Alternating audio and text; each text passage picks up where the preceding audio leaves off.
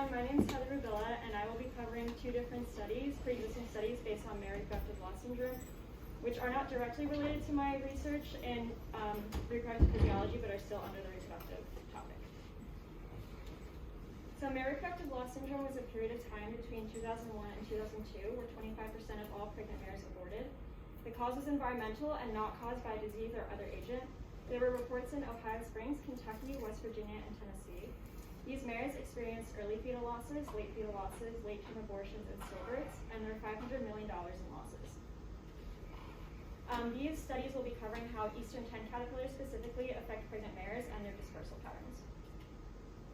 Eastern tent caterpillars are a type of fuzzy caterpillar that are actually called hirsute caterpillars, and their hairs are called setae. Their nests in trees look similar to spider webs. This is an example of a nest. Study 1 is called The Role of Caterpillars in Mare Reproductive Loss Systems. And this is basically an overview of these three studies. So first, the caterpillars make their nests in different types of fruit trees, but mainly wild black cherry trees, and their silk webs are weaved into the forks of the tree. Their larvae hatch between February and March, and then migrate to find pupation sites. Mares then ingest the setae, which are the hairs, and they break off and lodge in the stomach lining. The hairs then carry gut bacteria into the tissue and bloodstream, and then this crosses the placenta and causes the abortions. So as mentioned, these caterpillars mainly make their nests in wild black cherry trees, and their leaves contain cytogenic compounds, which is apetotoxic. Experiment 1 had mares individually housed for 20 days, 6 hours per day, in 3 different pens. One pen contained live larvae, another one contained materials that the caterpillars build nests with, and they had a control group. They used mares between 50 and 200 days of gestation, and they also used PVC pipes to try to contain the caterpillars to prevent contamination for the other pens, but this did not work. So there were 18 out of 29 mares who had abortions and losses and symptoms consistent with MRLS. Experiment 2 again had mares individually housed in pens, but this time was for 10 days, 6 hours per day. They had an improved design barrier for keeping out the ETC, and they coated an insecticide barrier on the PVC pipes. They again had 3 pens. These were ETC larvae not fed, excreta only, and a control group. It's known that the excreta of the caterpillars cause fungi growth, which is another problem for pregnant mares. And the excreta was sorted through a wire screen to prevent contamination in the other pens, and they did not feed the larvae 2 weeks before the experiments to prevent contamination. Abortions and losses were only seen in the mares that contained the ETC larvae, and the mare's ultrasounds had echotexture increases of fetal fluid, and this happened 1 to 4 days before abortions, and this was the only sign of loss. The main types of bacteria present were streptococci, enterococci, and serratia. Experiment 3 was seeing if it was a biological or toxological issue. The hypotheses tested included direct feeding of ETC causes MRLS type abortions in pregnant mares. The abortogenic activity is stable to freezing and autoclaving, and the abortogenic activity is associated with other hirsute caterpillars. The larvae that they collected was frozen at -80 degrees Celsius, and some of the larvae was autoclaved and then refrozen.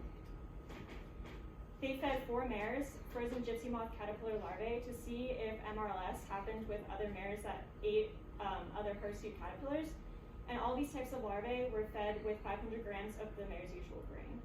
They also used mares that were between 45 and 100 days of gestation. Experiment 3 again saw another echotexture increase in ETC mares, and they had abortions and losses consistent with MRLS symptoms. The main types of bacteria present were streptococci and actinobacilli. One of the gypsy moth caterpillar mares had an abortion, but her symptoms were not consistent with MRLS signs and symptoms, so therefore there are inconclusive results for other gypsy moth caterpillars. These experiments did show that the abortogenic activity was stable to freezing and thawing, labile to autoclaving, and was not associated with pasture grass. These were the 3 main types of bacteria found in all of these experiments: actinobacilli, enterococci, and streptococci. So now that we know how these caterpillars cause MRLS, we have to know better understand their dispersal patterns and their behavior to understand how to contain them. So the goal of these experiments was to eliminate exposure, and the widespread use of insecticide is not practical. So these experiments investigated the orientation and dispersal patterns of food-deprived eastern tent caterpillars from the food point source and artificial arenas. The specific objectives were to assess age-specific and diurnal dispersal patterns with respect to distance, direction, and response to visual stimuli. These experiments took place in spring of 2002, and they collected the caterpillars from fields in Lexington, Kentucky, and south central Wisconsin. These collected caterpillars were then stored in lab growth chambers and fed wild cherry tree foliage, which is their main diet. They were not fed again 12 hours before the experiments to prevent exposure, and they used a fluorescent dye to track the caterpillars when released in the test arenas. Distance traveled by dispersing caterpillars was measured using a measuring tape or measuring wheel, and bearings from the release point were assessed with a compass. All of these experiments took place in a regular paved parking arena. The first variable they tested was time interval dispersal.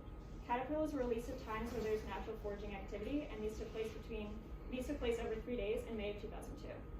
Distance and bearing were monitored at intervals of 30, 60, 90, 120, and 360 minutes for those released at 6 a.m., and at intervals of 30, 60, 90, and 120 minutes for those released at 6 p.m. There was one less interval because they ran out of daylight.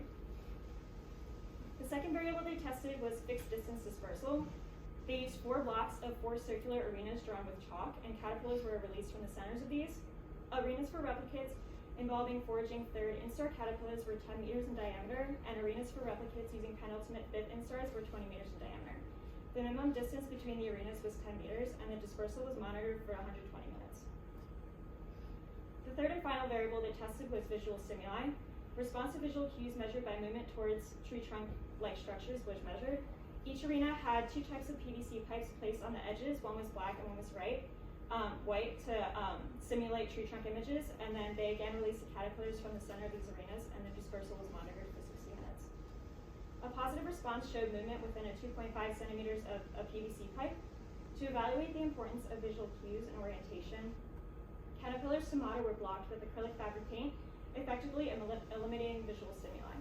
The visually altered caterpillars were then released in the center of each arena, and dispersal direction was monitored for 60 minutes.